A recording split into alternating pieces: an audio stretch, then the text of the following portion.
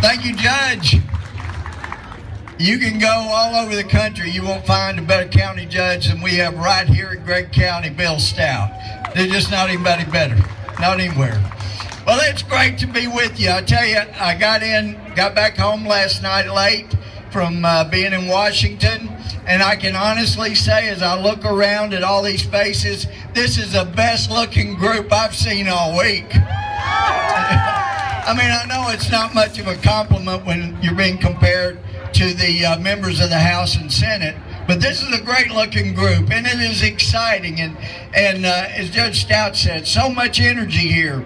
But you need to know what you're doing. You're not just raising $100,000. Well on your way to doing that. And apparently it keeps coming in even as I talk. You're not just doing that. As you know, you're raising awareness. But that's not just here in East Texas. I've been at Republican congressional meetings where a couple of different times members of Congress have stood up and said, Mr. Speaker, you're our leader. One even said, you're our shepherd. Tell us what we should do. And I had to get up and say, you're not my shepherd. I have 700,000 back in East Texas. That's who I listen to. And I'm telling you, when you come out like this, yeah, you're raising money, you're raising awareness, but you send a message all over the country of just how much importance there is on pursuing a cure and answer to Alzheimer's. There's so much we don't know. But one thing I know, if you have never had a loved one that was going through Alzheimer's, somebody that you really cared about and watched go through to the end with Alzheimer's, you will. It will happen. So if you don't know now, you will know. And I'm looking at people that know, and it's why you're here.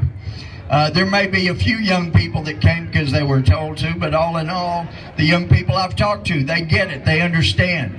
And because you've stood up and you've made clear how important this is, when we had a vote recently in the House, something we haven't voted for before, something we haven't done before, it's outside the normal budget, but it was a vote to allocate $9.2 billion for research that we have not been doing, and a big hunk of that is for Alzheimer's research.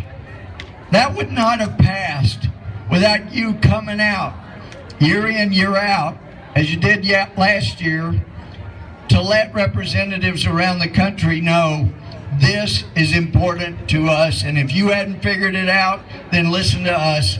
We figured it out. It's important. So thank you for what you're doing. It makes a difference. Those of you who are caregivers now, let me just say, I don't try to push my religious beliefs on others, but I do believe what Jesus said.